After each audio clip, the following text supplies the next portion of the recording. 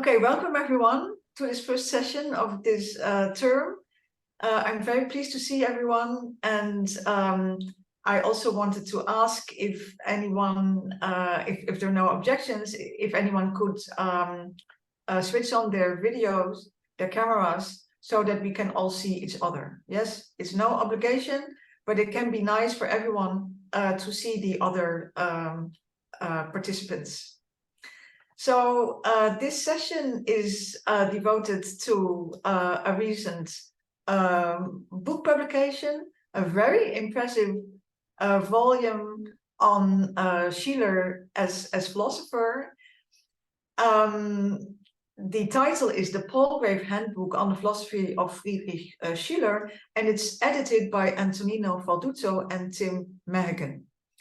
So I don't remember exactly how many chapters the book has, but it's really big and has many, many chapters. Wow. Antonino, show it again.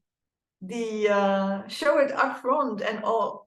It's really incredible. Yes, I think there are few philosophers who got handbooks as voluminous as this one. So we're going to discuss some aspects of this impressive volume, and more specifically, Antonino will introduce the project, and after that, three speakers who all contributed to the volume will present their ideas related to the chapter they wrote. And after that, we'll have plenty of time for a general discussion. I'd like to start by introducing the speakers. And first of all, Antonino and Tim. So Tim Mehigan could not be here tonight, unfortunately, but he prepared the introduction together with Antonino. So let me proceed by introducing the speakers. Antonino Falduto is associate professor at the University of Ferrara in Italy, and he works on practical philosophy in 18th and 19th century philosophy, and especially on Kant, Reinhold, Fichte, and evidently on Schiller. I'll mention a few of his publications, in particular a monograph that he published in 2014, titled The Faculties of the Human Mind and the Case of Moral Feeling in Kant's Philosophy, published by de Gruyter. Another paper I would like to mention is titled One More Time on the Alleged Repugnance of Kant's Ethics, Schiller's Callias Letters and the Entirety of Human Being, published in the European Journal of Philosophy in 2022.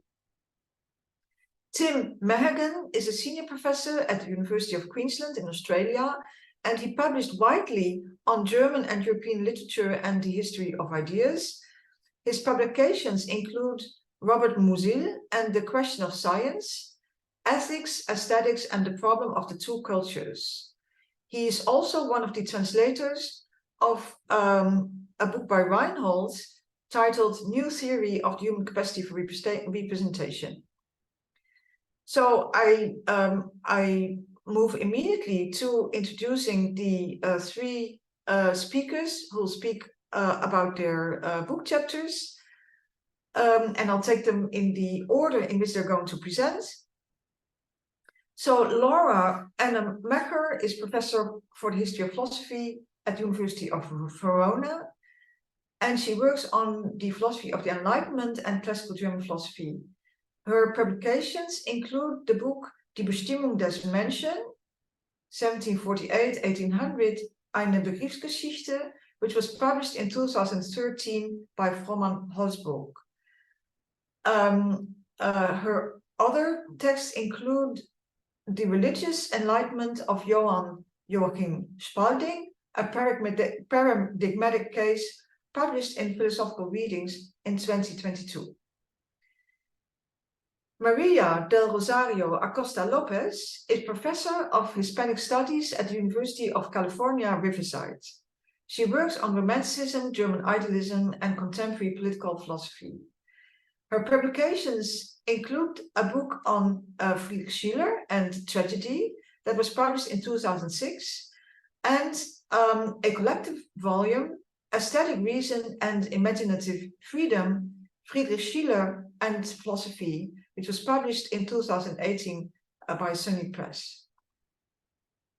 Finally, Valerio Rocco Lozano is Professor of History of Modern Philosophy at the University of Madrid, and he works on philosophy of history, metaphysics, and history of ideas. His publications include the book, and now I'll have to try very hard to pronounce this properly, La Vita Roma and El Joven Hegel, published in 2011 in Madrid, and a number of papers, including papers on Schiller and Hegel. So before I give the floor to Antonino, I'd like to mention that there is a discount flyer on our website, which will also be posted in the chat. So if you use the code on this flyer, you can get a 20% discount on the book, and it's valid until October 26th. So I now hand over to Antonino. Perfect.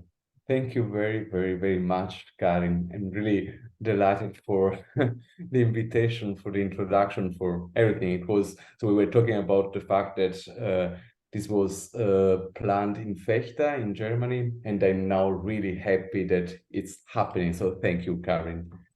And thank you, everybody, for being here. As Karin said, Tim Mehigan is not going to be presenting the book to introducing the book with me today, but we wrote the introduction together. So that's why I just start in the name of both of us. So Tim Mehigan and I had a first propitious encounter at the GSA in Atlanta in 2017, where we established a first common interest in Schiller, and we resolved to stay in touch. And soon after that, in 2018, the handbook was mentioned as a project and formally inaugurated.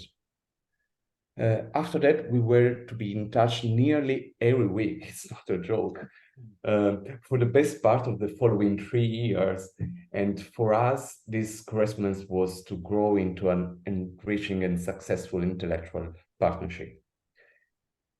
So when we started, when work began on this project, the aim we had before us was that of bringing to the English-speaking academic world, and most ambitiously to the wider international academic community, something new, genuinely new, the very first comprehensive collection of essays dedicated to the theoretical works of Friedrich Schiller. And so this volume is the result of our efforts in this direction. So the volume explores different phases of Schiller's philosophical development.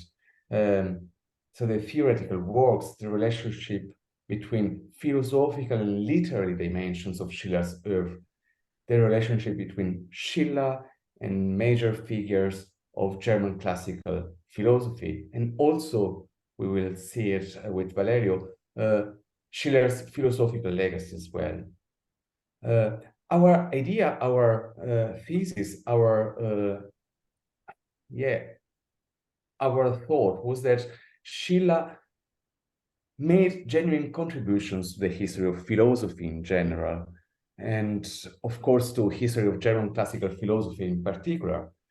And this is of course a topic which is of timeless and still growing interest amongst scholars.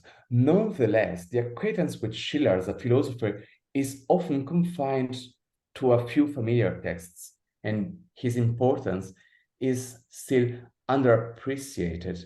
So that's why we thought that we should provide also a guide to all theoretical texts by Schiller, including also the lesser known texts, some of which are still not translated into English.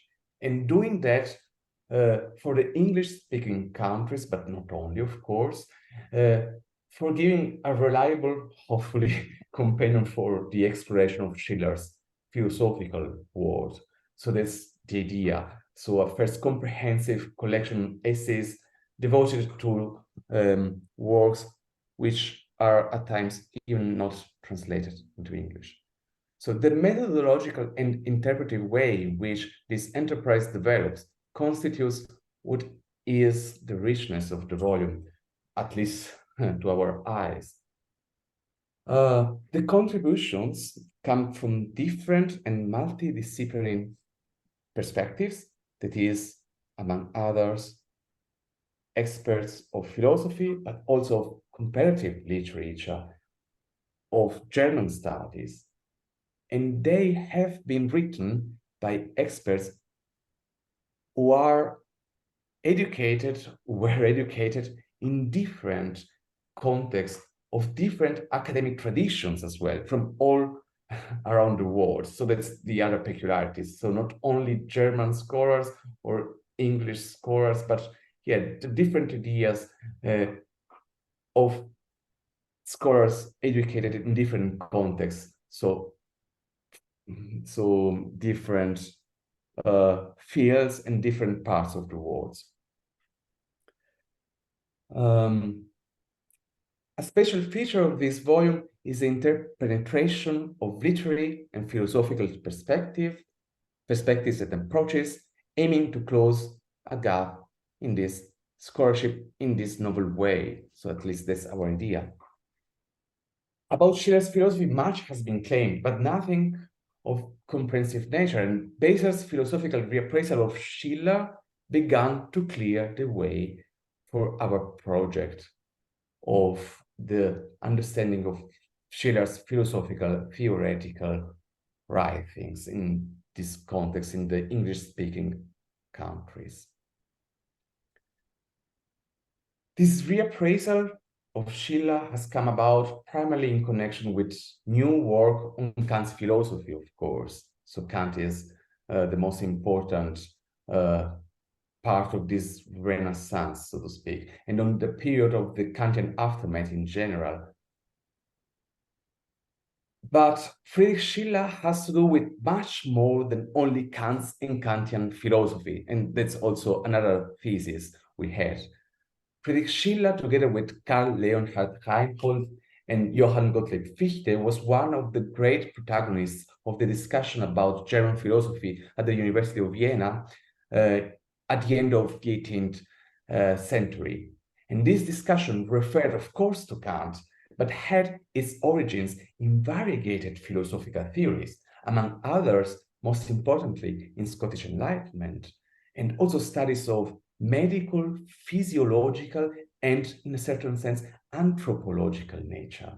The discussion that developed from the union of different traditions represented one of the most decisive moments in the philosophical debate in the entire history of Western philosophy. Schiller's interest stirs in the region of what we call now maybe also human flourishing. Doubtless, the seeds for this type of project were sown during the years at the Karlsschule. For a time in the 1790s, Schiller could imagine that Kant was a sort of fellow traveler, that he was committed to the same ideas, but it revealed, so the extended encounter with Kant was to reveal something different. It revealed that Kant was more of a fair weather friend than a true ally for this kind of project. It is in this shift that Schiller's independent project can be measured. So Schiller's independence, philosophical independence.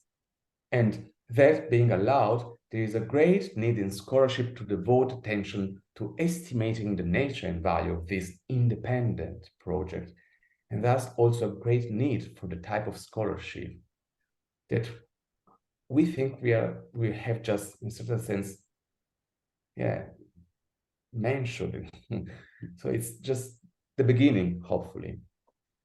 But I don't want to steal more time because there are 3 presentations we are all looking forward to. And I just conclude and want to thank the numerous scholars participating in our volume. You will see there are different sections, and we have 3 different sections. And that's why I think the volume is a good product of the scholarship, because of the scholars who decided to help us. And I just want Tim Mehigan and I want to remember Jennifer McMahon's precious contribution. Jenny has composed a scholarly high-value text for our volume, and she had died just 1 month ago. And Tim Mehigan and I want to remember her also on this occasion, not only as a Schiller scholar, but also as a fine thinker, the first female professor of philosophy in the University of Adelaide's 150-year history of philosophy, establishing a strong international reputation for pathfinding research in philosophy and interdisciplinary scholarship. And that's exactly the scholarship we wanted to be discussing Schiller's in. So that's our idea. So we thank Jenny and all the scholars around the world who decided to help us in our project of giving, hopefully, a timely treatment of the thinker Schiller's work. So thank you very much again. Thank you. Okay, thank you, Antonino and Tim as well. I now give the floor to Laura Anna Mekker. Thank you very much, Karin, and thank you, Antonino. I'm really happy to be here, and I must say that I see so many faces I know, old friends and scholars, so I'm really happy to be able to present something so important with colleagues and friends I really appreciate. And I'm really happy because this handbook is something I've been looking for many years. Actually, since I started working on the German culture, German philosophy of the late 18th century. And this happened immediately after enrolling at the university, because I had already a passion, a predilection for German culture of the 18th century. Yet before, so at high school, I was never told that Schiller could be conceived of as a philosopher as well. At high school, I studied Schiller as a poet, and I was told that he was a great inspiration in the history of music because of his role for Beethoven and Verdi, but nobody told me that his contribution was well beyond that. And what I'm trying to say is that I think I'm deeply convinced that something is changing, and that this volume, this handbook, is a crucial step in this process. And I'm really grateful that I've been able to be a part of this process of change. So what does this handbook represent, at least to me as a scholar? One could use Lessing's term and say that it is a proper Rettung. It is a vindication, it is a rehabilitation of a grossly misunderstood philosopher, because he was not forgotten, but I think he has been misunderstood. And this handbook addresses 2 main points in my view. First, Schiller was anything but a dilettante in philosophy. He was not a poet who happened to be interested in philosophy, who happened to read a philosopher or 2 philosophers, Fichte, Kant and Fichte, and who happened to inspire Hegel, for instance. He was much more than that. And second, his ability in doing philosophy, so his ability and his relevant achievements were not the effect of Kant, of his reading Kant, but preceded and were the real basis for this event, so for Schiller's reading of Kant. Schiller, of course, Schiller's contribution has very much to do with Kant's. But this doesn't mean that Kant gave Schiller all of his power, all of his philosophical power and insight.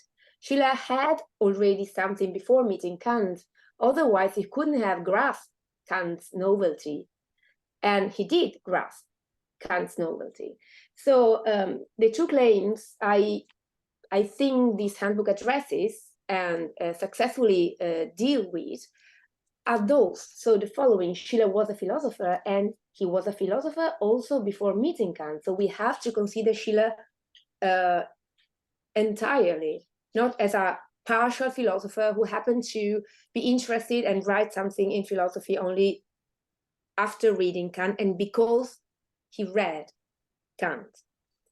In doing so, I think that this handbook profits from a crucial shift in Schiller scholarship, from what I consider to be the most important event in Schiller, in recent Schiller philosophy, Schiller scholarship, and that's the rediscovery of the young Schiller.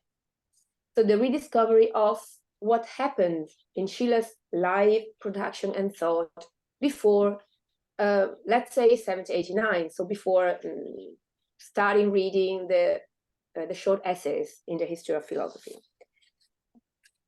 I think that claiming that Schiller was a philosopher doesn't only imply giving him credit while reading his prose works, his prose essays, following Kant.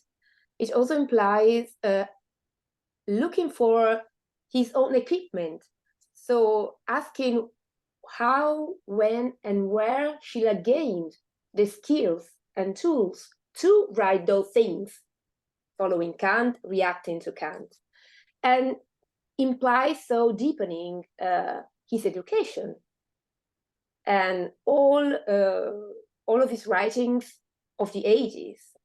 And this shift, so this shift in Schiller scholarship took place in the 90s and was the merit of scholars of German literature. I have learned about Schiller, about the young Schiller as a philosopher, much more from historians of German literature than from philosophers. And of course, this is not to belittle philosophers or historians of philosophy. I myself belong to this category, but that's true.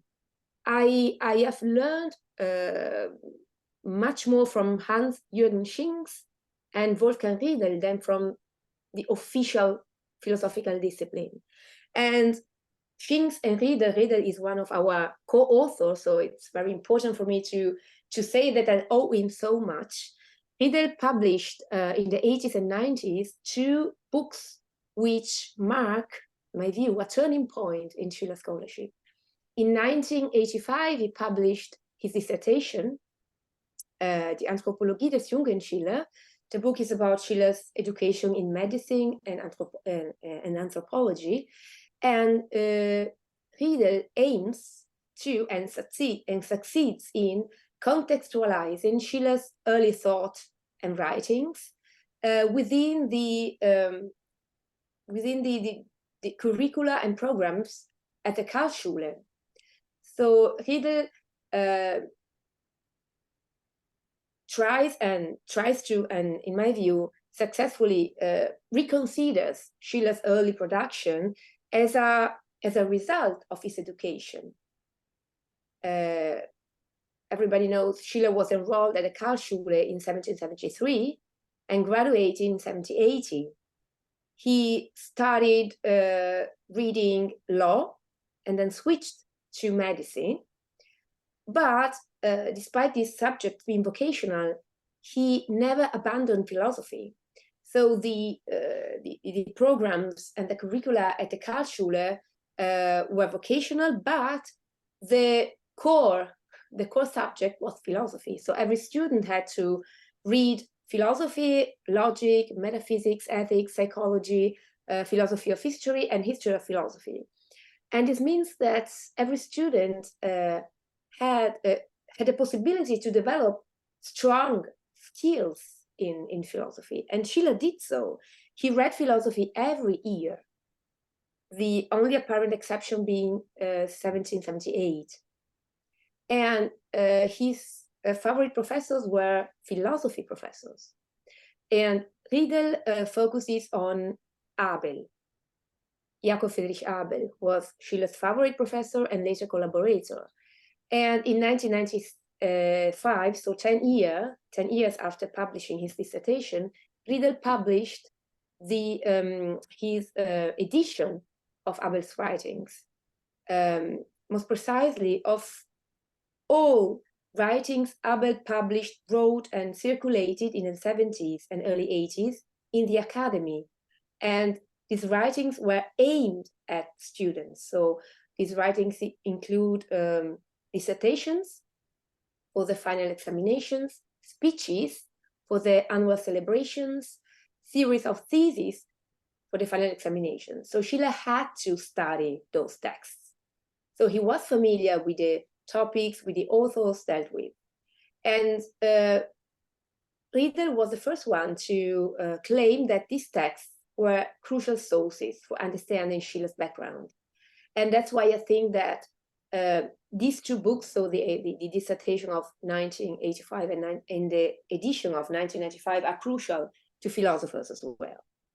Well, Riedel's research wasn't really received by philosophers, so nothing really changed until 2005, when Friedrich Weiser published his book, Friedrich Schiller as Philosopher, a Reassessment. So this book was a proper revolution because it is well known. Weiser, the historian of philosophy, claimed that Schiller not only was a philosopher, not only was able to react properly to Kant, but was able to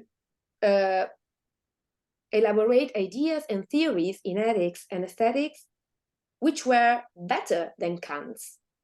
So this book was a proper revolution, an earthquake. And I love that book, actually. I've read it with so much pleasure, and I learned very much. And I think that it's one of the best books ever written about Schiller. And still, while reading it, I felt that something was missing, because Weiser maintains the narrative of the discontinuity. So Schiller was this great philosopher only after meeting Kant. So the reading of Kant was a turning point, a proper revolution, because this event gave to Schiller something he didn't have before. So I think that combining the two perspectives is the real key to understanding Schiller's philosophy. So the attention to the young Schiller and the attention to Schiller as a proper philosopher, able to elaborate something very convincing. And I must say that I can't really omit to mention a conference which, in my view, helped scholarship to unite under this idea, which was held in Long Beach in 2009. Jeff Hyde, the organization, is here, and Maria Costa was there as well, Wolfgang Riedel as well. So it was a huge event for me personally, biographically, but I think also for Schiller scholarship worldwide, because philosophers and scholars of German studies, German literature, met, and we all started thinking together. So I think that this event marked the occasion for combining these two turning points. So the young Schiller, this was something only German studies were interested in, and Schiller as a philosopher. And what I think is that we can go farther in this direction if we pay attention to Schiller's education, because in my view, Schiller's developed a philosophical attitude which was constant even after graduating. So I think that continuity is a key word here. And I think that we must also take into consideration that Schiller was educated, among other professors, by two professors who were to be professors of Hegel, Hölderlin, and Schelling as well. So Schiller was taught philosophy by Jakob Friedrich Abel, but also August Friedrich Böck. And both were to be professors at Tübingen, where the three, so the Streigestirn, attended the university. So there is scope to say that Schiller was well equipped to address philosophical issues and to be treated as equal to all those giants we are used to considering the official philosophers. Well, delving into the programs and curricula of the Karlsschule enables us to understand that Schiller was raised as a child of the Enlightenment and, in my view, remained such even after entering the new scene, so the new post-Kantian scene in Jena and Weimar. And I think that Schiller developed his the main traits of his philosophical identity very early, so in the early 80s, and these traits remain constant and were the real basis for his reading of Kant. And I think these are two intellectual traits. His thinking was and remained, in my view, anthropological and earthly in nature. So anthropological, Schiller was interested in the whole human nature. So he wasn't a supporter of one-sided and blind perspectives. And this is evident in the last dissertation already. In 1780, Schiller graduated with a dissertation on the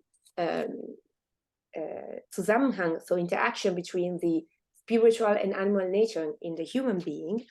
And in the introduction, he reconstructs how the philosophers of the past dealt with the relationship between the human body and the soul, and traces the relevant positions back to two fundamental and contrasting views. On the one hand, the body has been considered, and these are quotations, the prison of the spirit, preventing any so-called flight to perfection. On the other, every human perfection has been identified with the improvement of the body, with science and virtue serving merely as means to happiness. Well, both positions are deemed one-sided, einseitig, and this adjective is the same Schiller uses, the major and post-Kantian Schiller uses in 1795 to object to the unilateral moral evaluation, einseitig again. And so this is to say that, in my view, this trait is something Schiller developed early on and never abandoned. And the same is true of what I call the earthly attitude of Schiller's thinking.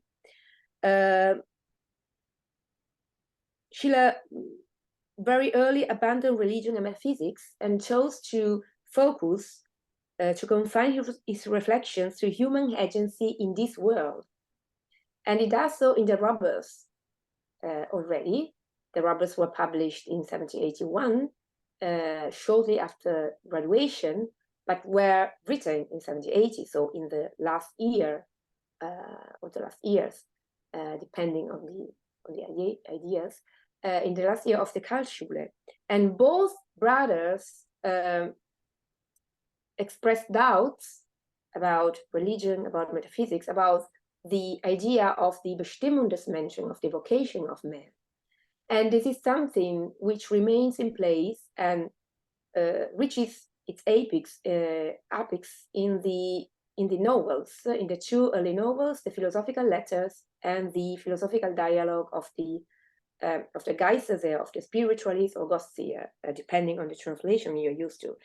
And this is, in my view, the reason why Schiller never mentions, let alone supports, Schiller Kant's rehabilitation, practical rehabilitation of the immortality of the soul and of the existence of God. So again, this is to say that the young Schiller developed convictions which remained in place and were not shaken by Kant. So Schiller read Kant's philosophy through his own eyes, through his own philosophy, and not vice versa. He didn't approach to philosophy thanks Kant. And I think that this is something we can really understand and appreciate if we look back at his education. And now I am almost ready. And that's why I think that this handbook is really important, because this handbook is the only, to the best of my knowledge, is the only publication which enables anybody in the world to become familiar with this, because it's the first publication in English which enables not only to delve into the details of Schiller's education, but also to connect this with his later works, which is later thought, post-Kantian thought. So that's why I'm deeply grateful to Antonino and team for projecting this handbook, for producing this handbook, and for inviting me to contribute. So thank you very much. Okay, thank you, Laura. I now turn to Maria del Rosario Acosta Lopez for her contribution. Thank you, Karen, for organizing this.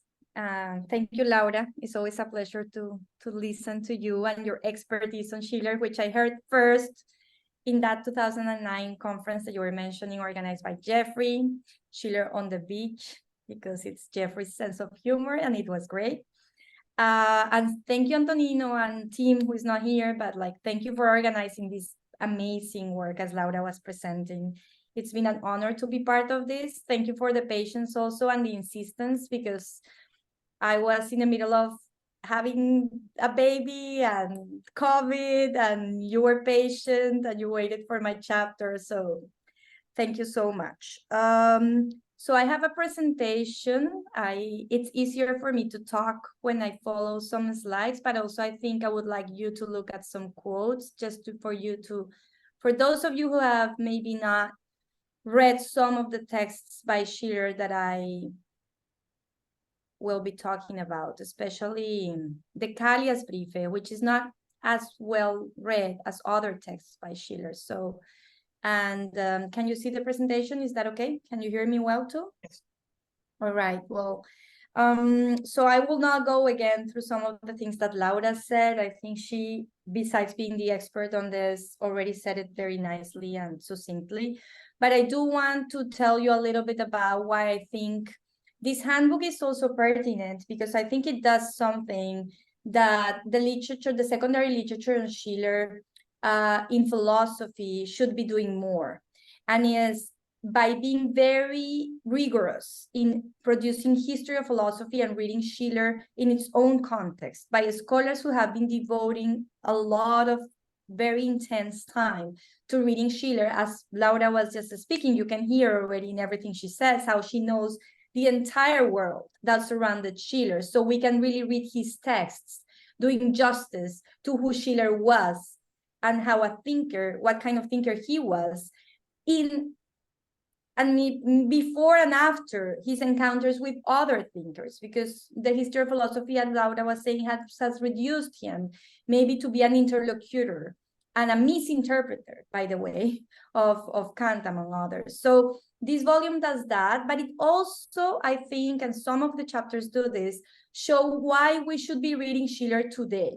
Not only because it is an important historical figure, not only because he was a thinker on his own, but also because a lot of what he says is very pertinent to the way in which we think, and I would claim critique, a certain form of critique that is very relevant in the context of the political, and also the connection between politics and aesthetics. And I think in that sense, and my claim in my work has always been that Schiller is very pertinent today, to help us rethink these connections and think them differently, but also because we need to go back to Schiller and reinterpret him differently from the way he has been interpreted before, because there's a lot of misinterpretation precisely because of what Laura was saying. People read aesthetic letters isolated from everything else that Schiller had already said and said afterwards about aesthetic experience and about the way in which aesthetic experience is meant to transform our behavior and our way of being in the world. How aesthetic experience for Schiller is a form of thinking altogether. And it is, as I have claimed, and I want to claim in a new book I'm writing, it is a very specific form of critique. And therefore, we need to read Schiller in connection. All the essays on aesthetics should be read in connection to one another in order to really get what he's all about. And I have insisted a lot, my essay is on Callias Briefe, and on the Callias Briefe, what I do is to show one of the sides of why I think Schiller's aesthetics are pertinent, and is this concept of resistance that becomes in Schiller not only a concept that is useful to understand what beauty is, even in reading Kant, and as Laura was saying, because he comes already with a lot of ideas about what aesthetic experience is on his essays on the tragedy, on his essays on the sublime, but also because beauty itself is going to become a very specific form of resistance, and resistance in connection to a critical perspective and viewpoint on the world.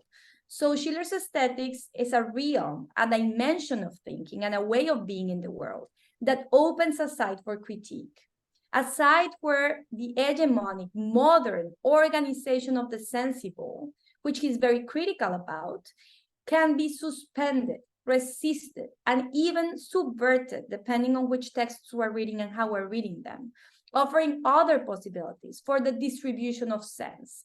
And when we talk about distribution of sense, we talk about aesthetics, ethics, and politics alike. It's not just an aesthetic project understood narrowly. I read Schiller in that sense, for instance, just to put it in dialogue with contemporary thinkers in connection to thinkers like Jacques Rancière, who has taken a lot from Schiller, very explicitly so. But people quote Rancière, but don't quote Schiller anymore. Schiller understands that our aesthetic experience of the world is already organized by criteria that determine in advance what is and is not perceptible. How are we to organize and hierarchize our perceptions? And thus, what appears as legible, politically possible, historically recognizable? All this is already determined through aesthetics and through an aesthetic connection to the world that is already determined and organized in advance. So this is why aesthetics itself is also a site for critique. To critique aesthetics is, and also to occupy the viewpoint of aesthetics to make visible what is it that has already been decided for us in terms of how to organize the sensible altogether and how to organize sense.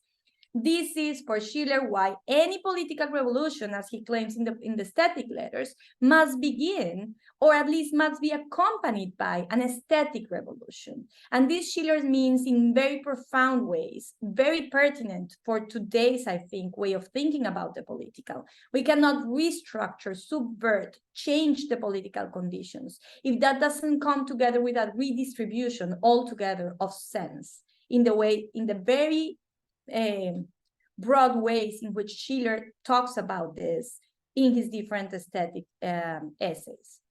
So Schiller's aesthetics, and this is the claim that Laura was making before, Schiller's aesthetics must be read in dialogue and confrontation with, of course, his approach to Kant, not only to Kant's aesthetics, but also his practical philosophy, because this is not compartmentalized. And a lot of Schiller's aesthetics is a response to Kant's practical philosophy, but it must also be read, as Laura was saying, in the light of his earlier work. And the leading question of what I think is his philosophy of art, if you allow me to call it that way, or his which is spread out in a very few essays in the earlier texts, in the texts on theater and tragedy. So as I claim in the chapter, the question, this is the leading question for Schiller since early on and before he read Kant, is the question of whether art can be ethically and politically relevant without sacrificing its autonomy. Hence, the question of how can aesthetic experience become the site for an ethical and furthermore a political transformation precisely on the basis and not at the expense of its autonomy. So art is not going to be turned into a tool for morals. It is not that way that art transforms us. For Schiller, it's very important to react to the criticisms that he very early on receives already to the robbers, right? Like, he doesn't want to be criticized because his works of art, his theater plays are educating in the wrong way all the young Germans who are looking at his plays. And this is very important to understand the nuances in the way Schiller formulates his aesthetic questions, but also in the way he will read Kant. So there are many essays in the handbook that speak about aesthetics in Schiller. And as Laura was saying, what is nice is that in the handbook, you can go back to the earlier writings and also to see the connections and the lines that put together Schiller as an aesthetic thinker, as a thinker of aesthetics from early on until the end. So you can see these essays by Sandra Olasta on the essay on theater and what the good permanent theater actually can achieve. You can see Castancelle's beautiful essays on all these essays on the tragic and the sublime, and the fact that it is the same author shows you that since very early on, Schiller was already thinking of the sublime way before he read Kant's notion of the sublime. You can have Jens Ohlenschneider on the art of tragedy, Miriam Schaub, detached reflections on different questions of aesthetics, Tim Mehigan's comment on letters on the aesthetic education, and Anne Pollock concerned the necessary limits in the use of beautiful forms, which, by the way, is one of my favorite essays by Schiller. And it's a beautiful way of understanding also a debate he had with Fichte, where he refused to publish Fichte, and like Fichte had a little bit of a tantrum, and they exchanged some letters, and well, but I don't have time to speak about all this, which is fascinating. So Schiller's singular conception of aesthetic experience is a development of his essays on theater and the sublime, as well as his essays on beauty. And I would need a lot of time to show why I think we need to speak of aesthetic experience in general in Schiller, where beauty and the sublime are not that well differentiated, as is the case with Kant. Actually, there is more like a range of experiences, and in all of them, the concept of balance, the concept of resistance, and the concept of suspension are going to play a very important role. So sublime and beauty for Schiller are not that separated. They are just different versions of what he's thinking altogether as aesthetic experience. And therefore, when he says beauty, sometimes we need to think aesthetic experience rather than just beauty. Or the way Schiller is interpreting Kant's notion of beauty goes beyond what Kant himself will, strictly speaking, call beauty vis-a-vis the sublime. This, of course, I cannot show why right now. So then the main concept for Schiller that he will take, that has been the most taken up, right, by Schiller, is this Spieltrieb, the play drive, which he's taking in part by reading Kant's Free Play of the Faculties in the Third Critique. However, this concept, as I was saying, is already formed by elements that are very important for the earlier Schiller, already thinking about aesthetic experiences in terms of tragedy and the sublime, not only in terms of beauty and contemplation. This is what I tried to show already by reading the Callias letter. The Callias letters are going to be important because there we can see how Schiller is with Kant, vis-a-vis Kant, trying to think what he himself wants to say in terms of philosophical aesthetics, right? So he has started to learn to speak the language of critique in Kant's terms of critique. He does not stand there entirely with Kant, but he uses that and Kant's method of analysis of the aesthetic judgment, specifically on the reflective aesthetic judgment, the judgment of taste, to understand something he himself wants to claim about aesthetic experience. I brought a couple of quotes just to share with you how it sounds and how Schiller sounds in the Callias letters. He says, "For beauty presents itself in its greatest splendor only once it has overcome, überwindet, the logical nature of its object." So I think here about perfection, about Kant's discussion with perfection. And how can this be done if there is no resistance, Widerstand? And here, Schiller is actually taking a step back and thinking This is already in Kant, but it's not enough emphasized in Kant. What is the role that resistance play in our aesthetic experience, and how it defines it, determines, and it's constitutive of the aesthetic pleasure.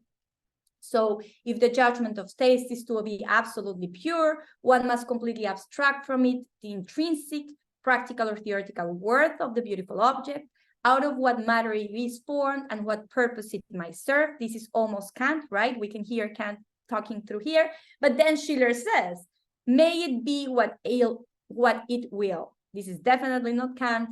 As soon as we make an aesthetic judgment of it, we only want to know if it is what it is through itself. So here, what we hear in Schiller is already a very strong emphasis on elements that are present in Kant's analysis, but are not that important for Kant. Schiller takes up Kant's call for a suspension of all interest, disinterestedness in the case of our judgments of taste. The fact that the pleasure of the beautiful is free from all determination, from any concept, either prior to it or resulting from its experience, means that, and this is for Schiller, we allow the object to show itself to us in its own way of being, may it be what it will. Something in the object, Schiller tells us, resists conceptualization. Something in the object itself calls for it to be judged aesthetically as beautiful. And this is partly in the third moment for Kant, but it's not exactly what Kant would argue. This something, Schiller writes, is the being determined through itself of the thing, Schiller says. A freedom in appearance, Freiheit in der Erscheinung, that Schiller will move on next to also describe as an exhibition of freedom, Darstellung der Freiheit. So he moves through the caveats, and we can see him move from thinking first entirely on a subjective perspective on the aesthetic pleasure, moving towards what does it mean for the object itself, to be beautiful, to behave beautifully, to call for a judgment that is the judgment of taste. And how the object itself, why is it not moving?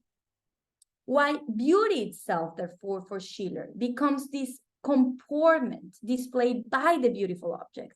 The focus of the analysis is not only the subjective conditions of possibility for the pleasure of the beautiful, Kant, but also and moreover, the relation the object itself requires and demands of us, given the paradoxical and forceful, because he's using the notion of craft here, the paradoxical combination the object exhibits between these two sides of its resistance to conceptualization on the one hand, namely its indeterminability, which is something Schiller will develop more in the aesthetic letters, and the appearance of its self-determination, which is not just being self-determined in appearance, as if, but it becomes for Schiller truly being self-determined and in the regime of the appearance, appearing itself as beautiful.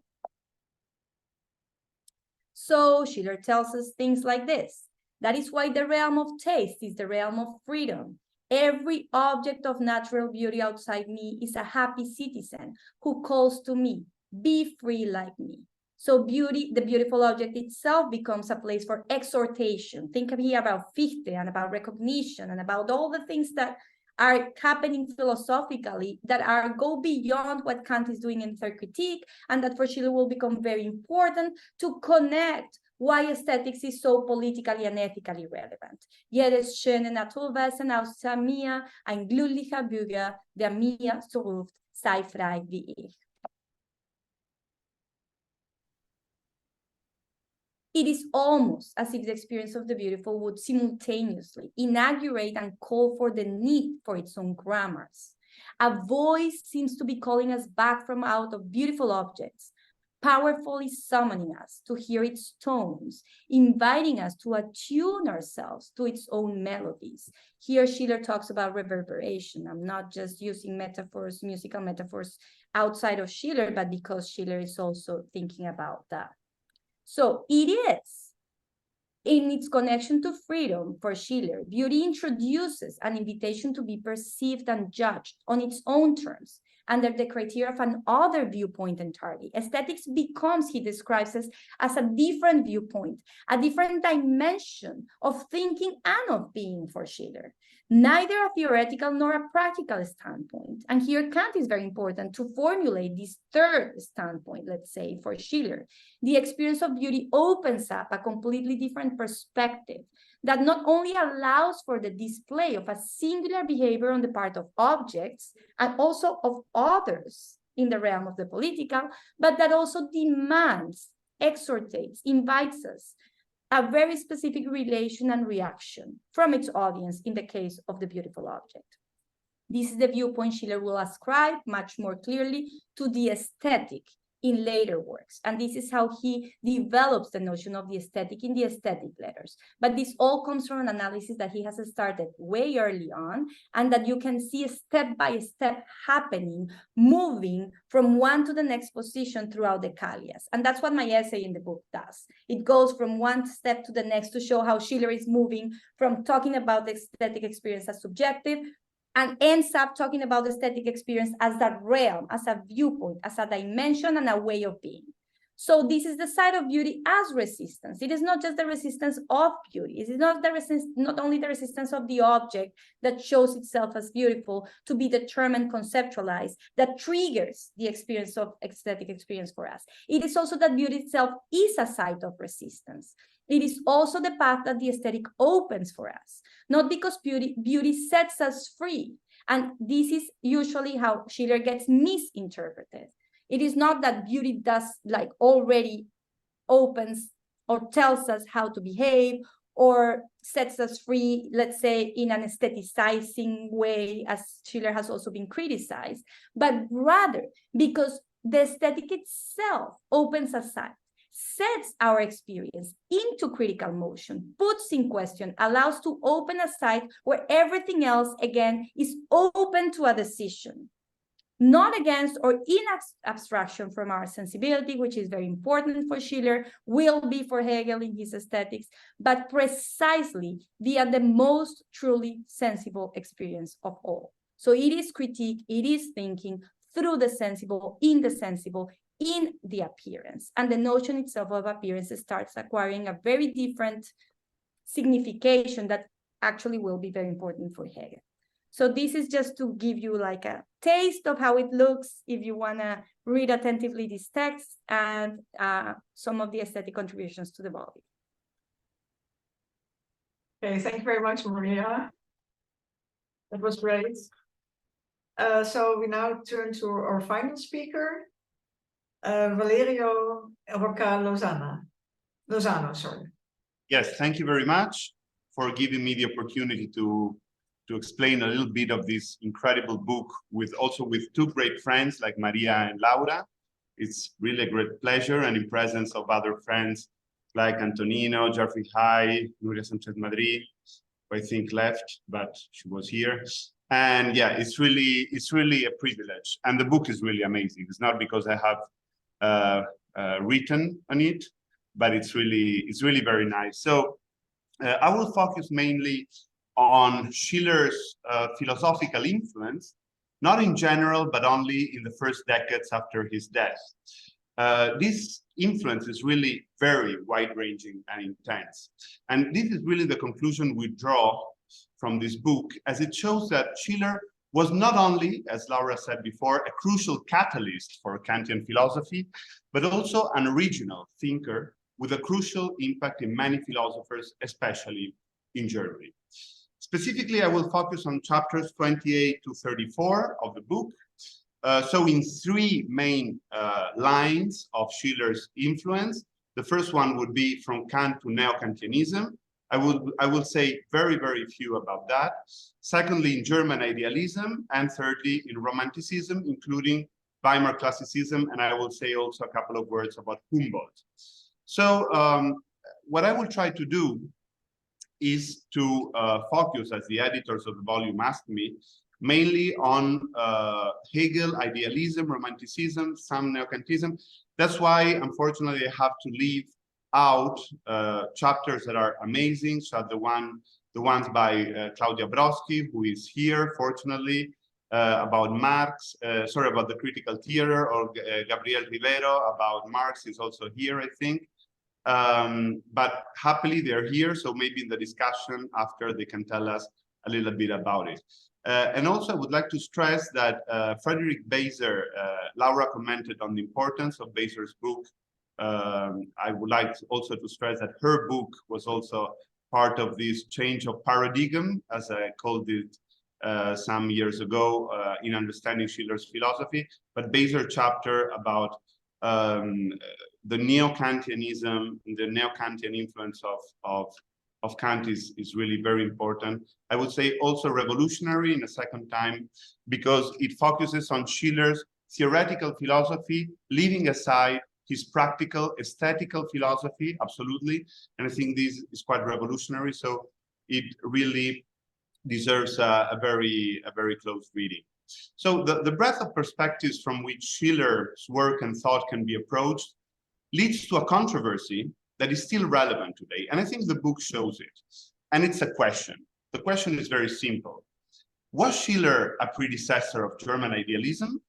And this is precisely the central theme of Hans Feger's article, which is number 30 of the book, which explains that it's not possible to understand, for example, the idealist notion of teleology without Schiller elaboration of the teleology of human reason, which is, of course, based on Kantian teleology of nature. Or to put it another way, I think it's simpler to understand it this way, an understanding of idealist philosophy would be incomplete without considering Schiller's reformulations of questions such as the one of teleology. But other examples are the notion of practical aesthetical reason, or also a field that is very important in many articles, the anthropologization, the word is very difficult, anthropologization of the transcendental imagination. There is a wonderful article by Riedel in the book, which is really interesting about the philosophical anthropology in Schiller. What we can reading the book as a whole is that precisely the anthropology functioned as a crucial thread running through many pages of successors of Schiller in the philosophical field. For example, in many pages of the Phenomenology of Spirit, mainly in chapter 4, or through young Schelling's philosophy of nature or philosophy of art, as, for example, also Hans Feger shows in one of the parts of his chapter. So one of the starting points for analyzing Schiller's links with German idealism, Maria referred to it a little bit before, is a relationship not always cordial between Schiller and Fichte. And this is the chapter by Emiliano Acosta, which is number 28 of the book, What is Studying This? No? It studies the essentials of this relationship.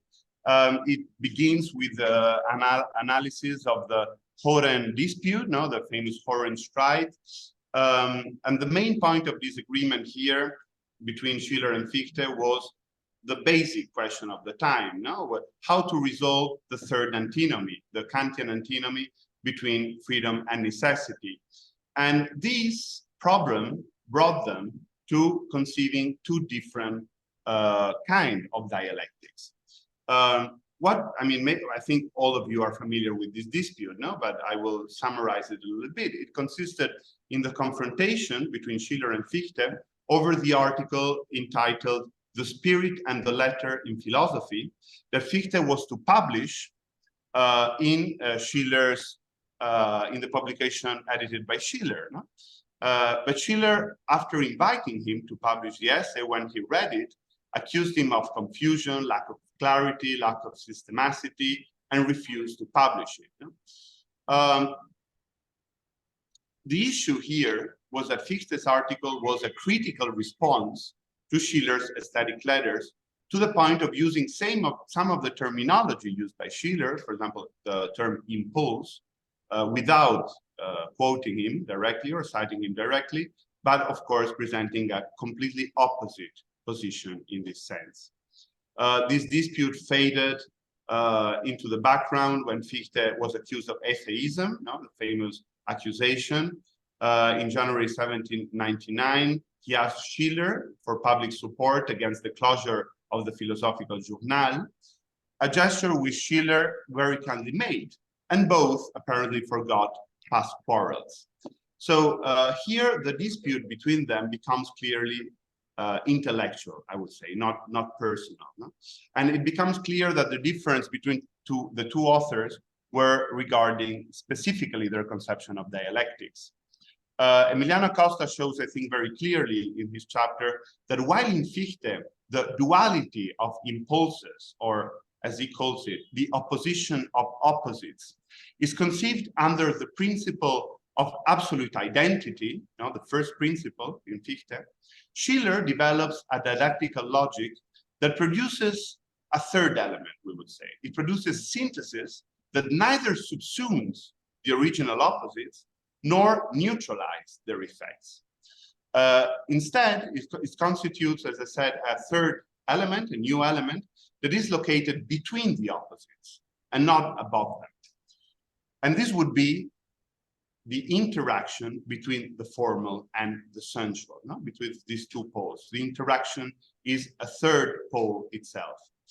So Schiller's synthesis, instead of neutralizing the constitutive difference of the contradiction, not only affirms it, but introduces a new element, as I said. So this question, as can be quickly understood, brings Schiller much closer to Hegel than to Fichte.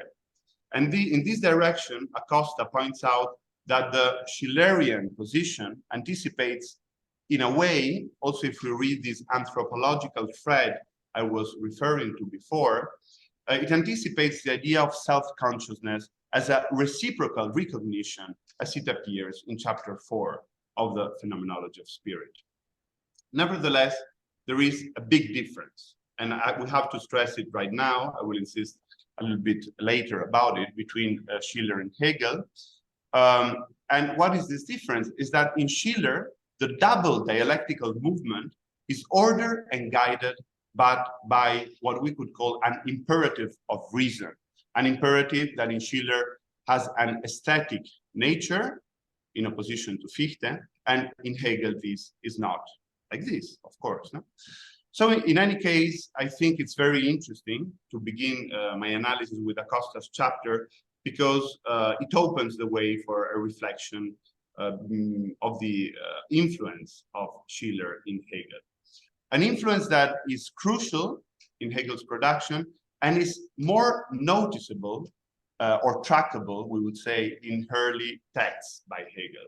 Although the book shows very well that also in Hegel's mature philosophy, Schiller's influence was very present, and not only in the lessons of aesthetics, but also in the lessons of philosophy of history. And I think that the book is really comprehensive in this way. The different chapters tackle different aspects of this influence.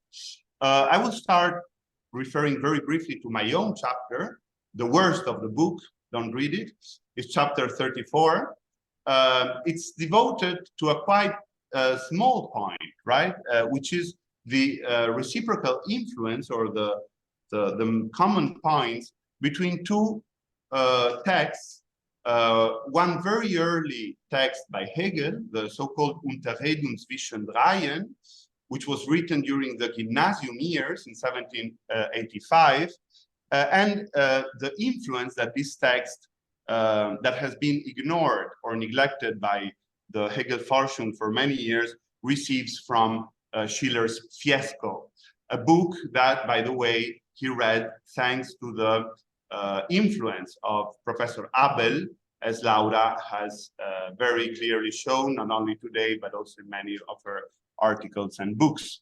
So what I try to do is, in this chapter, is to investigate the influence of Schiller's Fiesco on Hegel's philosophy of history, not only in the early years, but in general, in all his production, especially concerning the field of Roman republicanism. The big influence of the Roman world and republicanism in Hegel comes through Schiller.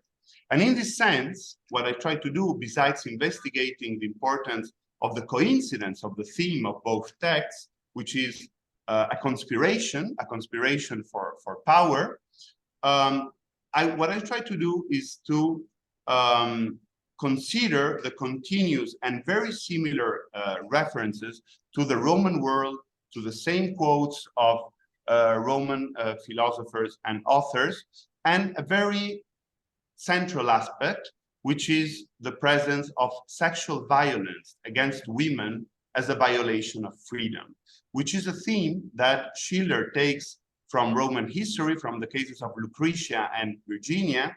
And I think it's very relevant not only to explain the plot of Fiesco, but also other Schiller dramas, like, for example, Die Räuber, or more precisely, the end of Die Räuber in Schiller. Another key issue in the comparison between Hegel and Schiller is the connection between the arbitrariness of the psychological moral element of individuals, the individual pole, irrational, impulsive, and the supposedly rational level of the objective spirit, as Hegel would call it, as of politics, right? An issue that is a constant throughout Hegel's philosophy of history and is very present in the Interregnum already, in this very juvenile text. Of course, it appears again in the Berlin lectures, where he has as main example for this contradiction between individual impulses and objectivity of reason at a state level. He has precisely many cases taken out from Roman history and what is going between the Republican and Imperial period. In short, this first approach to the Schiller-Hegel relationship shows that the common thread of Roman republicanism, so decisive in both philosophers, can shed a new light not only on their works, but also on Schiller's influence on Hegel, in a field as relevant to the thought as the philosophy of history. There is a very nice contribution in the book by Hamann, who is working in China, I think, or at least read that in the book, about the importance and independence of philosophy of history as a discipline in Schillerian philosophy.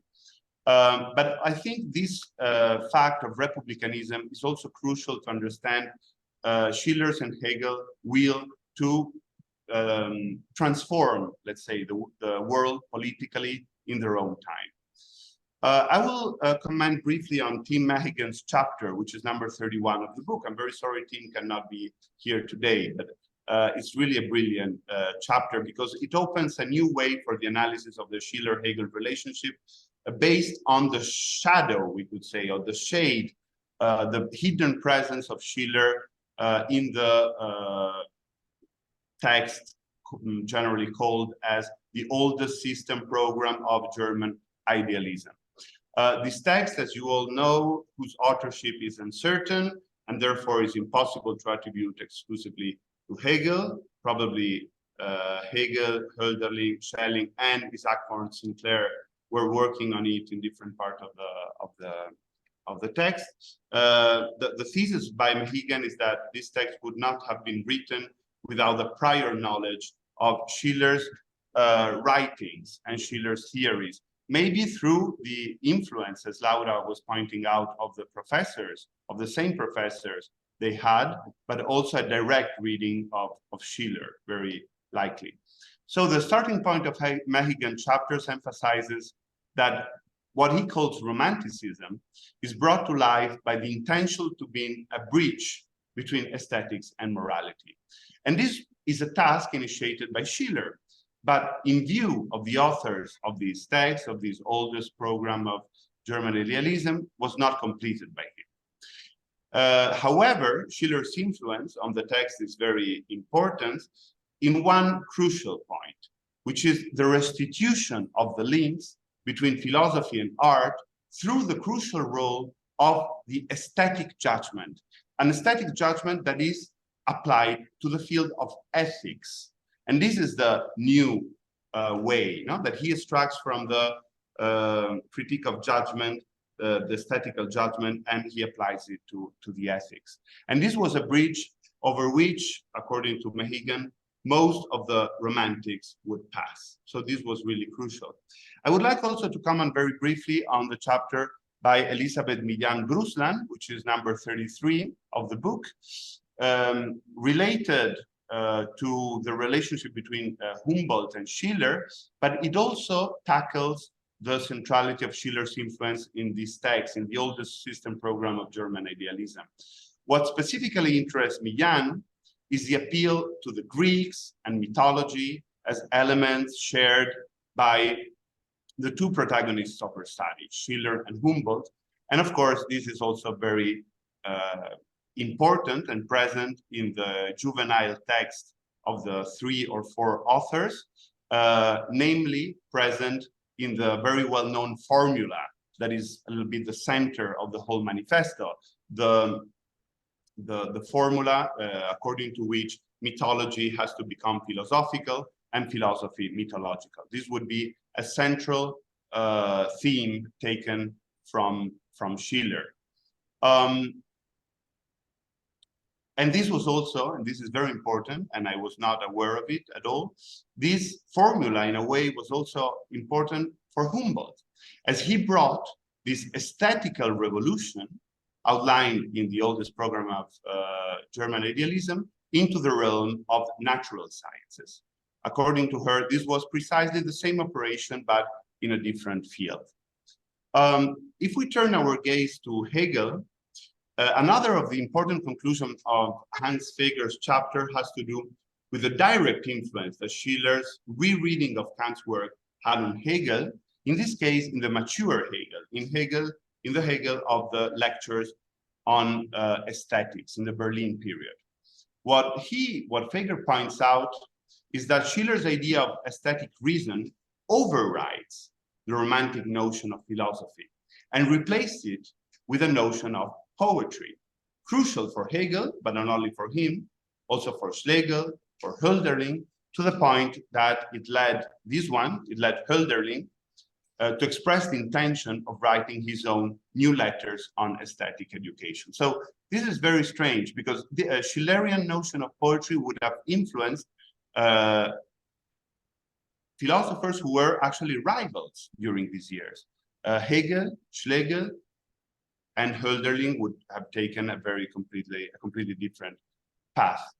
On the other hand, Feger's text points to another key question, which is something I already mentioned, Schiller's anthropological openness as a key to the interpretation not only of Schelling's philosophy of nature and philosophy of art, but also of Hegel's phenomenology of spirit. And in this case, he shares analysis with Mehigan, and he suggests that Schiller's anthropological turn, as he calls it, would relate to the opening of consciousness for intersubjectivity in chapter 4 of the phenomenology, and thus to the fact of abandoning a merely or a purely epistemological notion of consciousness, but to understanding intersubjectivity, let's say, in a social or political way. So I will finish. I had much more, but I think we have to discuss a little bit. So I won't tackle all the part regarding romanticism, which is also present in Mehigan's chapter. He has very brilliant analysis on the influences of Schiller with 3 very important authors, Hölderlin, Goethe, and Kleist. Here, I think also maybe Professor Hai can share something during the talk, also because the relationship between Kleist and Schiller was the most controversial one, together with the one with Schlegel. Kleist, let's say, felt the impulse of saving Kant, let's say, by criticizing Schiller's notion of grace, right? In a very ironic and very strong way. And in this sense, I would like also to commend the very nice analysis of the essay on grace and dignity by Schiller, which is present in the book by Caterina Deli Giorgi. It's number 29 of the book, but I really loved it, even if it's a text that is present in many in many texts. So I will skip all the reflections regarding Goethe and regarding Hölderlin. We can maybe talk about them later. And I would like to conclude saying that the philosophical influence of Schiller during his life and in the first decades after his death can be considered, as the book shows, decisive, both in a productive, or in a direct, and in a reactive way. Many texts and lessons by authors, I quoted like Fichte, Hegel, Hölderlin, Schelling, Goethe, Humboldt, other representatives of neo-Kantianism, of Romanticism, are not understandable at all without the recognition of the strong impact of Schiller's thought. Thank you very much. Okay, thank you, Valerio. That was very rich and interesting. I suggest that we now move immediately to the Q&A. And so I realized that a number of contributors are in the audience, but I think it's also a good idea to invite the other participants to ask their questions. And so maybe we can start with that, but I'm sure that that there might also be questions for other contributors, and let's see how it goes. Please, if you want to ask a question, put your hand sign in the what is it? Just use the hand icon so that we can easily take them in the right order. So, Abram, the floor is yours. Thank you very much. The volume sounds extremely exciting. I'm very glad it has come into being. And I was also excited to hear, particularly in the last exposition from Valerio Rocca, about the reception of Schiller. This is extremely important. But I was curious about what discussion there might be in the volume of the philosophical antecedents also, because we didn't get to hear quite as much about that. I mean, besides Kant, you know, and I'm particularly thinking of, if you read the aesthetic letters, you know, it goes back to Plato, and there are many things in between. So I'm curious about the longer range, you know, the discussion of Schiller's relation to Rousseau, to Plato, other things like that.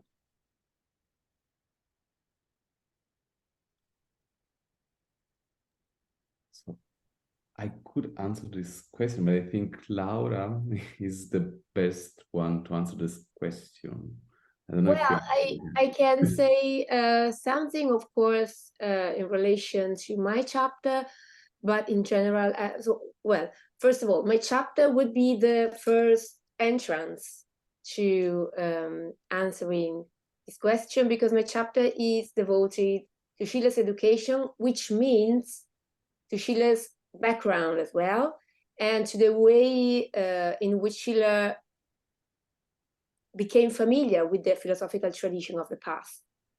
And readers will find references to authors of the past, ancient authors or modern authors, in relation to Schiller's education. So who inspired Schiller, when and how to read Plato or Rousseau or all the other authors. I must say that for instance, at the Karlsschule, the main perspective was enlightenment.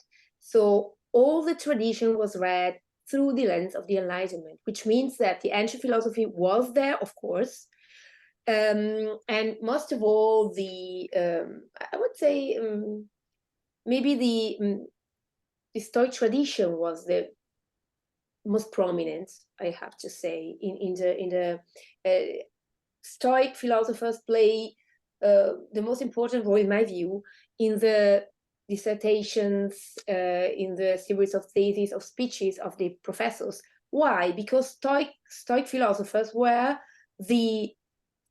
gave the counterbalance to anthropology and materialism, and all which medicine could bring students to. And but all these authors were read most of all through the lens of Enlightenment philosophers. And Enlightenment was not German Enlightenment, but French Enlightenment, English, Scottish Enlightenment, so the European Enlightenment more broadly. And if I can add something very, very quickly, I think that all chapters include references to sources. So I think that if someone is looking for, let's say, Rousseau's role in Schiller's letters, one may read, of course, my chapter, but also most of all the chapters about the philosophical letters, where the author delves into the sources as well, and not only in the text. I hope I have somehow satisfied question. Maybe if I may, just as a footnote, yeah, so Laura's chapter is the best one, and if you read the different chapters on the shorter writings, you can also find some ideas of what was going on before Kant, when you are interested in Platonic tradition as well. So the idea that there is a sort of dualism, which is very strong in a certain sense, and Platonic ideas in the philosophical letters, for instance, there is something which is going on which has to do with different traditions, which are not to be found in other places after the 90s, I would say, because Schiller abandoned, in a certain sense, these philosophical ideas, at least, the ancient philosophical ideas, and then something else goes on in the plays and in literature, so romanticism, classics, of course, yes, but it's not in the context of philosophical texts that you find this tradition anymore, I would say. I don't know if Laura can agree with that. So, Luke? Yes, first, I just want to thank all of the contributors for their talks. They were all very enlightening. I'm a former student of Professor Hai, and I've actually read pretty much all of your work very excitedly. My question is mainly directed at Professor Acosta Lopez because I'm working on the Kallias-Briefe. And if I remember correctly, you gave a talk at the Deutsche Sommerschule am Pazifik a couple years back, discussing the primacy of the aesthetic. You also mentioned in your talk one of my favorite passages from the Kallias-Briefe, on the jedes schöne Naturwesen, and you mentioned that it is indeed a summoning of the beautiful object to be free, to give us it gives us this representation of our own freedom. And I'm particularly interested in this as I'm now visiting a class on recognition philosophy, and this was really I mean, if I can use the words that Professor Lozano said, that the shadow or the shade of Schiller in the background of Fichte's philosophy, because in the foundations of Foundations of Natural Law text of his, he has the Aufforderung of the other. The other summons us to be free. And I would just like to hear more about summoning and what does it mean in Schiller's philosophy, because the Aufforderung is also in Fichte's text as Erziehung.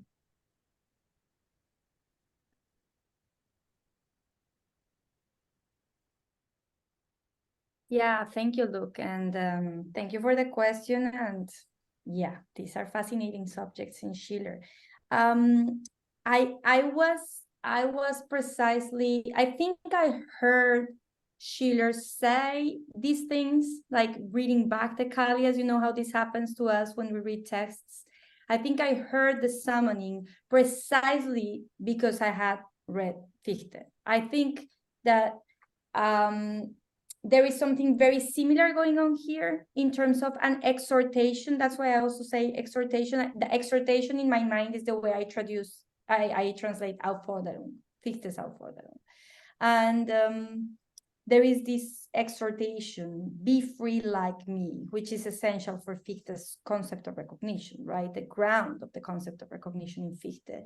And Schiller is thinking about Fichte all the time, even the way he uses in the aesthetic letters Fichte's notion of Wechselwirkung is very much in the way in which he's taking it from Fichte in order to say something a bit different from what it is, a different context where Schiller is using the Wechselwirkung, right? It's the balance between Triebe, between drives, between forces for Schiller, different from the way in which Fichte is using it. But all this language in Fichte is very much present in Schiller's text in 1793, 1794, 1795, when he's writing these essays, right? The Callias, the first letters that will become the aesthetic letters. You said something that I would like to take it further. You said the summoning. I'm thinking about theories of recognition precisely. So the summoning is the object is a representation of my freedom, right? There is something of that in Schiller, and there is something about seeing the possibility of freedom itself and how it appears, let's say even phenomenologically, right? How freedom looks like, how freedom appears, that this is one side of it. And therefore there is a reflective relation in beauty or in aesthetic experience that reminds me of how freedom can look like, let's say, in narrow terms. But there is another side that is super important for Schiller, and it's already in Callias, if you're working on Callias right now. And it's very present in the aesthetic letters, but also in his essence on the sublime. And it's the fact that this is not just a representational relationship. This is not just how freedom looks like. This is also how freedom feels like.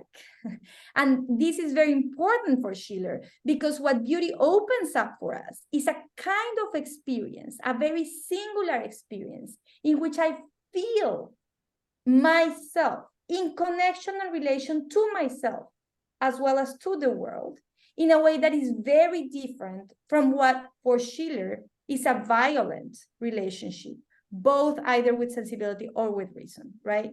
So it is an opening of a non-violent, I claim, relationship, both to the world and to ourselves, and an opening of experience of freedom, very much in connection to contingency, as he will develop it in his later essay on the sublime, that is not just reflective or representational, but it is also what the other awakens in me as an experience of myself and within myself as a feeling. That's why sensibility is so important here. It's not just a theoretical reflection. And in that sense, there are things that are connected to Fichte there and others that are not so much, right? I will leave it there, but thank you for the question. Thank you very much. Good luck with working on Callias. It's a beautiful text. Okay, Rebecca, please. Hello. Thank you also, everyone, for being here and for producing this volume that is also, as Professor McClure said, something that I was looking for, but I was luckily someone to inherit the tradition of scholarship that was also outlined in Professor McClure's introduction. And I feel very lucky to be in this position to start a career on this type of thinking and writing with this Erbe at my disposal. So it's actually pretty closely related to what was just being discussed, but and hearing Professor McClure use the term earthly. You were talking about it in a secular sense, but I immediately thought of ongoing discussions in environmental humanities and social justice and discussions regarding diversity. In particular in discussions regarding diversity, and then Professor Acosta-Lopez,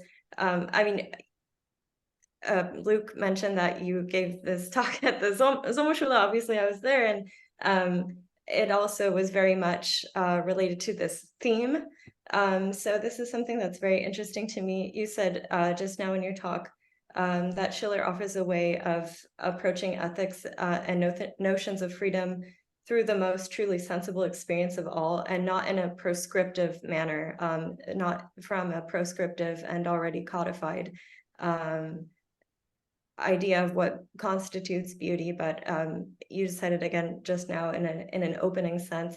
So I would just be interested to hear more of what you all contributors to this volume think about the value of Schiller in regards to discussions of diversity in the sense of actual physical phenomenal manifestations of diverse appearances.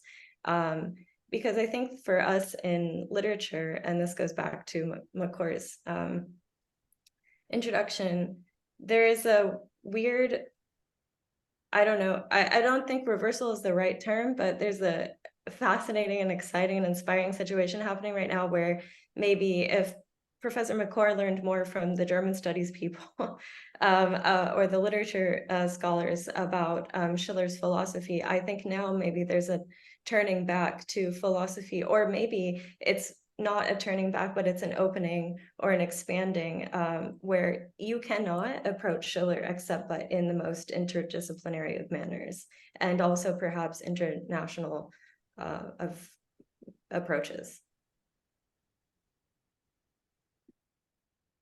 Okay, so who would like to give a response quickly? Maria, we've had you. I know you you would like to. Maybe there were some others who could speak to this point. Just spoke, so of course I want to, but I want to know if someone else wants to say something first. Hey, Rebecca, it's so nice to see you. It's so great to see you. I would like a few words, just a few words. I'm really happy that there is this opening, like Rebecca says. I am honored to be a part of it, but I want to say acknowledge that Rebecca has just a few months ago, Rebecca defended her dissertation, which is a great piece of scholarship in this direction, and it addresses problems of vulnerability, feminism, women's role in Schiller's plays and Schiller's prose works, and she adopts this approach, this holistic approach. So she knows what she's speaking about, and she's really great. In a few years, we are going to listen to her as well. So just that. Okay. Can I say something also on this?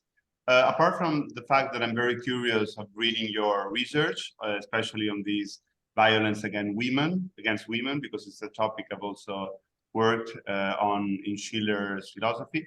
I have the same feeling, no? So that we philosophers have now something to say about Schiller to everyone.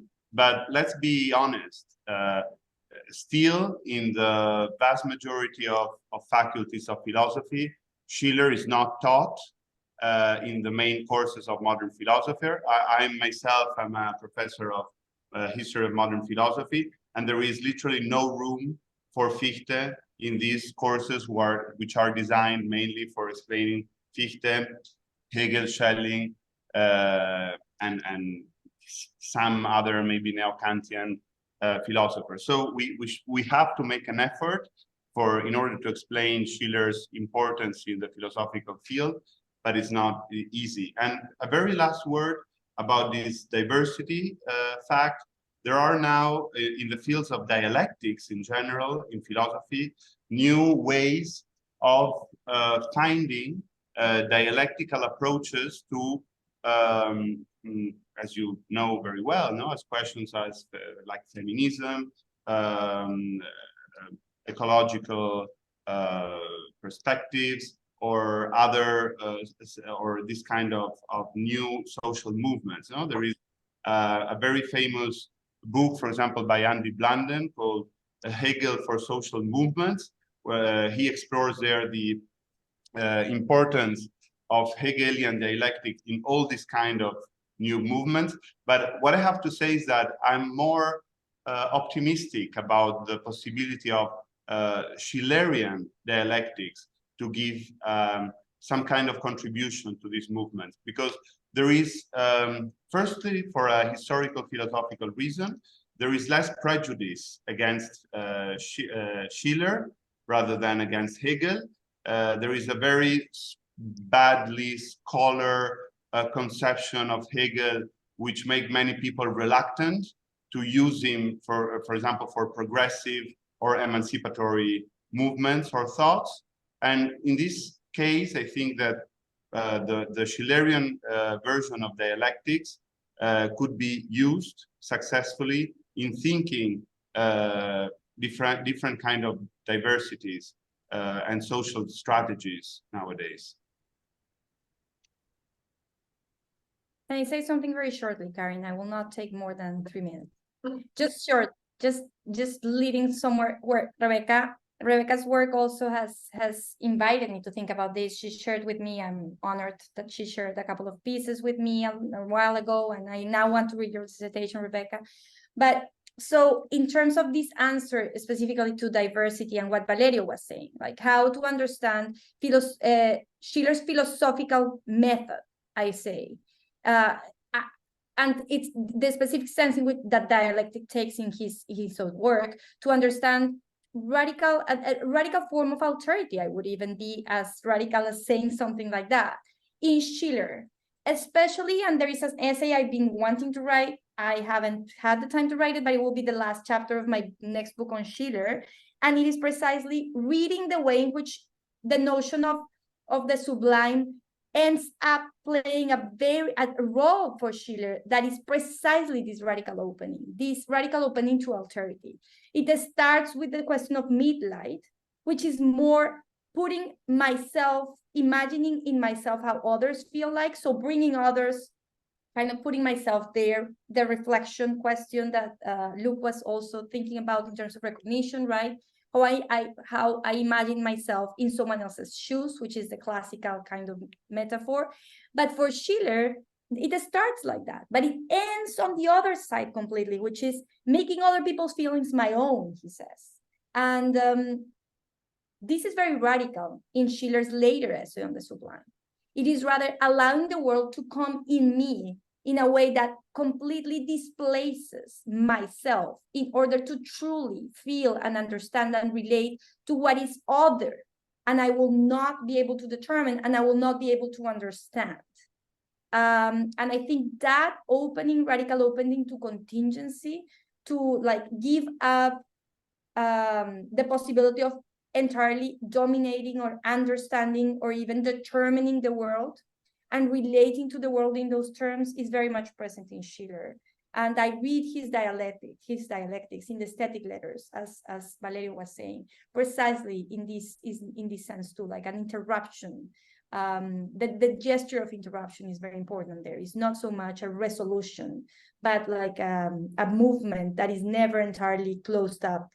Hegel is not like that either, by the way, but Hegel gets read like that too, so. Okay, thank you very much. So, Marlene, you had a question, but no longer.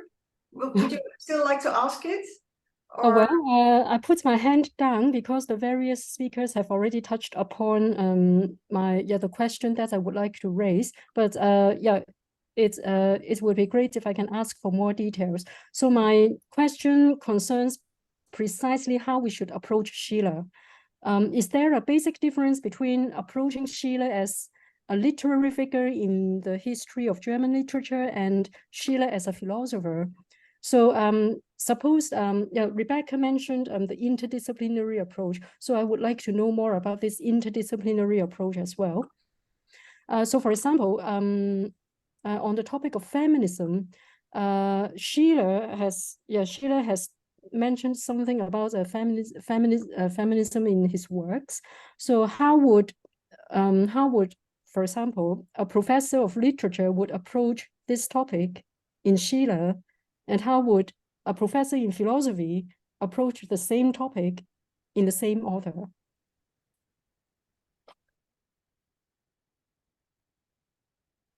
Maybe I can try to give a first answer to this.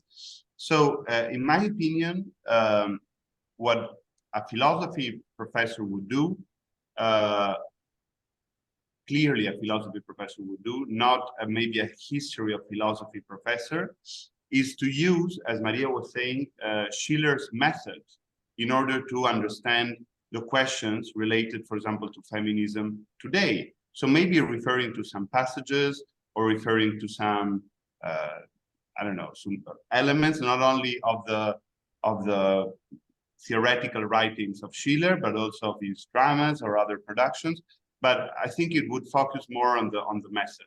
While, I don't know, maybe a literary, and these are not incompatible methods. This is the most important thing, I think, is would see the influence of the history of literature and the history of culture in shaping very concrete passages of Schiller's texts. You know, for example, what I did in my text regarding Fiesco, no, or regarding in other texts regarding the Räuber, for example, is to try to see the readings from Roman and classical literature and philosophy that Schiller might have read or used in order to conceive certain scenes of the dramas, right? So this is a more historical literary approach.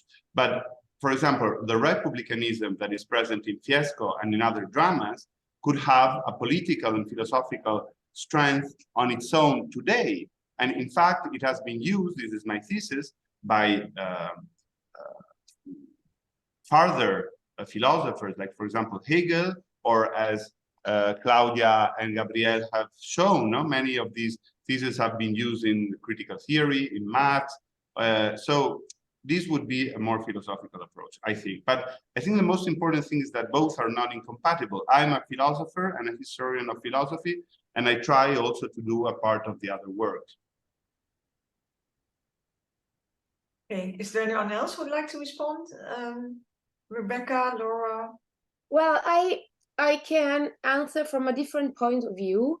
From my own experience, I have been teaching Schiller to both students of philosophy and of German literature.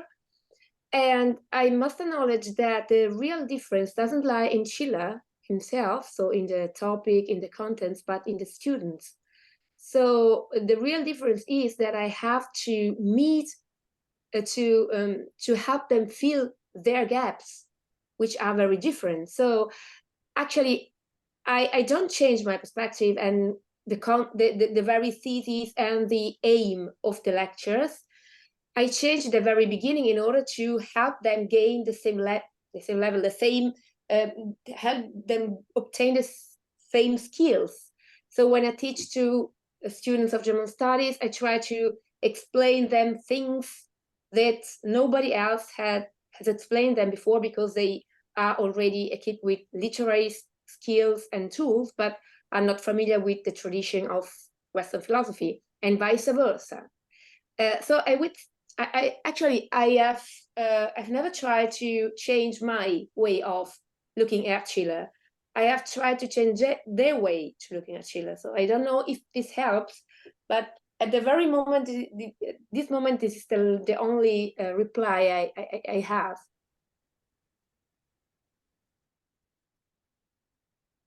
Okay, any other thoughts on this topic? Antonino? No? Yeah, maybe just it's a footnote actually, because I was teaching Schiller's letters, so on aesthetic education, in Halle, in a MA in which there were both students of literature, so German literature. It was an interdisciplinary course. So there were two philosophers, so two students of philosophy and three students of German literature. It was incredible, the background. So they were just completely different about what they thought already on Schiller. So the first ones, the German literature students, were just quoting the whole time all plays and all even the other literary works, the novel as well.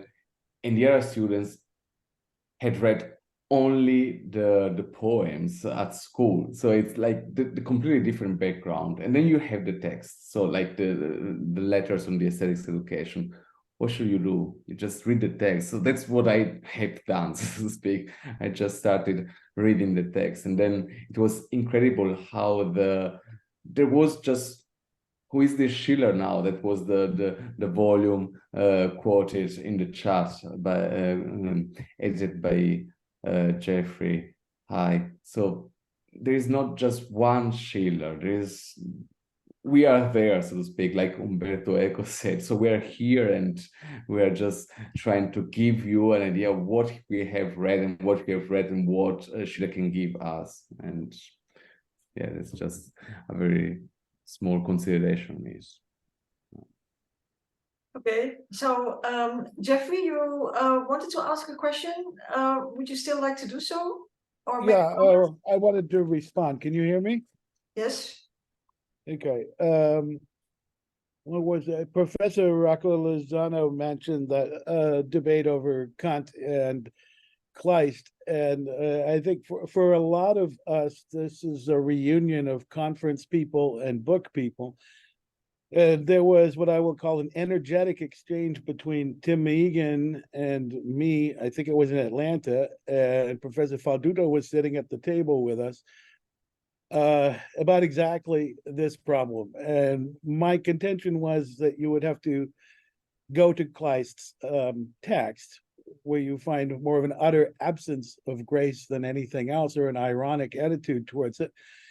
And it's a dangerous approach to take things in Kleist's first person writings, in his letters, in his essays, in the snarky reports that he published in Phoebus, as Kleist's position on these things. If you comb through Kleist's letters, and Kleist doesn't cite philosophers or authors very frequently, he just uses phrases and ideas and leaves them hanging there. But they're very often very easy to recognize. And Schiller and Kant come in first and second in this regard. And I would encourage approaching this foremost through the dramas. It's rarely the case that we hear from an author something that we want to hear. What's your favorite drama? And Kleist can't make up his mind. It's either Wallenstein or Don Carlos. And it used to be Don Carlos until he read Wallenstein, of which he bought 3 copies in the month it came out. He was a huge percentage of the audience. On the second note, Professor McCord answered the question about Schiller's philosophical influences in those early essays, and she mentioned the Scottish Enlightenment. Reconciliation philosophy, the 2 philosophers mentioned in the early texts at the Schiller are Ferguson and Hutcheson, and Schiller had fairly memorized them. They come up again and again from beginning to the end of his works. And Professor Rocco just mentioned some intriguing thoughts on Fiesco, and I just finished an article on Schiller, the social imaginary, and the public sphere that began as an essay about Fiescoism and Trumpism. And as a famous theater critic said of President Obama 15 years ago, Mr. President, you saw the wrong show. He did not go to see Mary Stuart on Broadway. This is the show everybody should be watching today, is Fiesco. It is a roadmap for fascistic disaster. I rest my case. Okay, thank you very much for your comments. Samuel?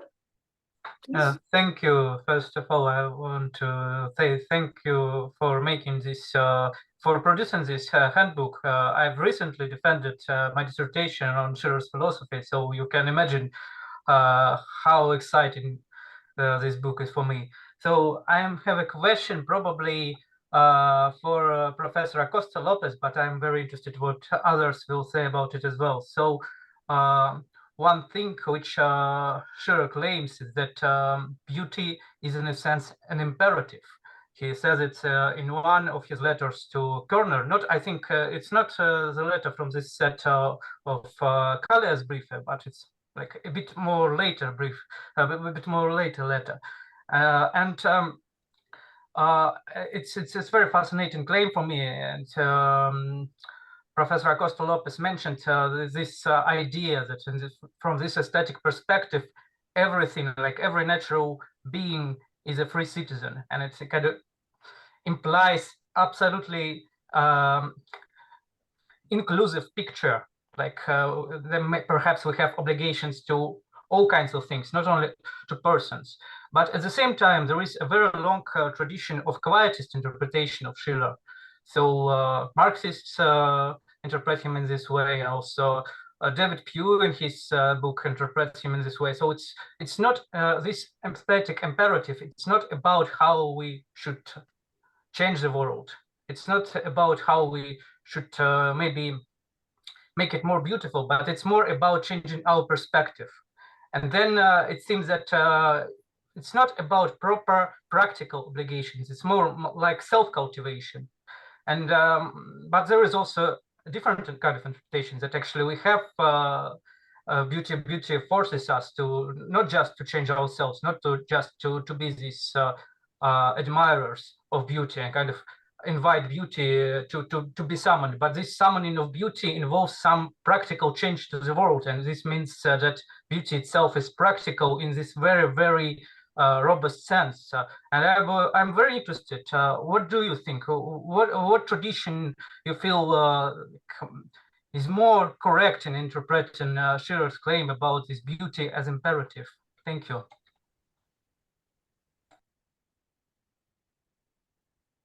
Thank you. Semyon, am I saying it correctly?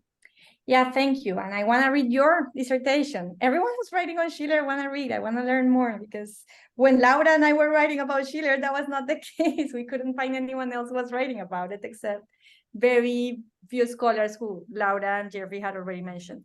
So, yes, very, very good question. And I think of course, maybe it is very evident for the ways in which I introduce my perspective and the language I use. I think I put myself more in like a critical theory tradition for sure when reading Schiller, but critical theory more in the line of Benjamin rather than Adorno, I would say, and like therefore a very specific way of rereading Marx in the light of these questions. But I also think that Marxist critics of Schiller are very relevant, like what Eagleton tells us, and from another perspective, for instance, what Paul Deman says too, like the risk of aestheticizing this question of beauty as an imperative and the risks that come with that, right? So I am very attentive also to those risks. And it's a challenge to read Schiller in the light of those criticisms and taking them seriously. What I would say, sorry, a door just closed and I was, what I would say in connection to your question is that, yes, definitely, it is not, I do not read Schiller in terms of just like a sort of a stoicism, which is the way some people read him. Like, it is not about changing the world. It's just about changing yourself, changing your perspective. And even there are, you know, criticisms in that line, even Foucauldian criticisms of Schiller that will say, this is the way in which aesthetics becomes some sort of ultimately manipulation, right? Ultimately, we change ourselves to make us believe that that's what we want about how the world is, right? And Peter Burger, all this is not enough to understand what you are calling very rightly so, the imperative for beauty, right? That's your dissertation, great. So you please send me your dissertation, okay? I do want to read it.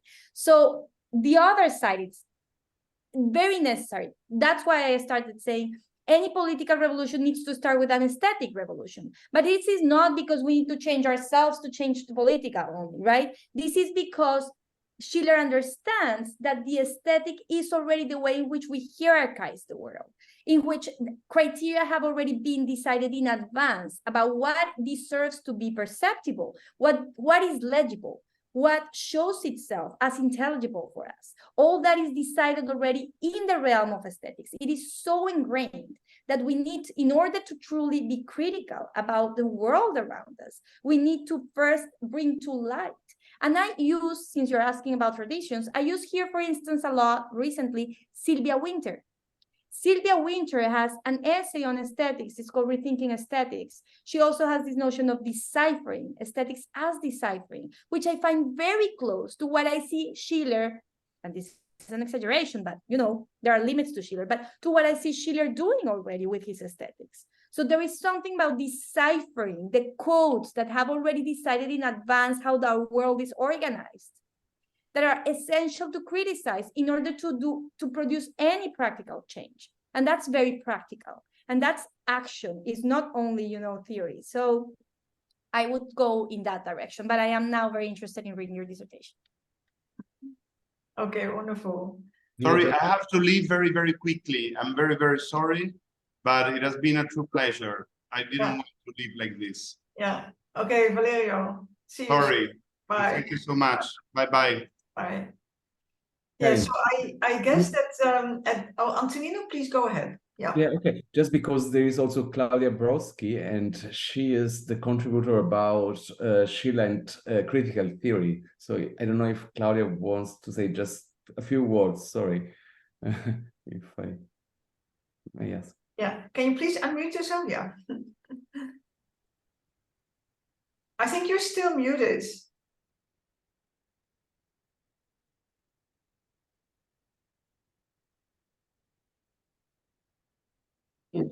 Am I audible now? Yes. Yeah. Okay, sorry. Yeah, this all began with me because of the time zone and where I was and what I had to do this morning. It began with me in an automobile. So I was just sitting in my automobile running out of power.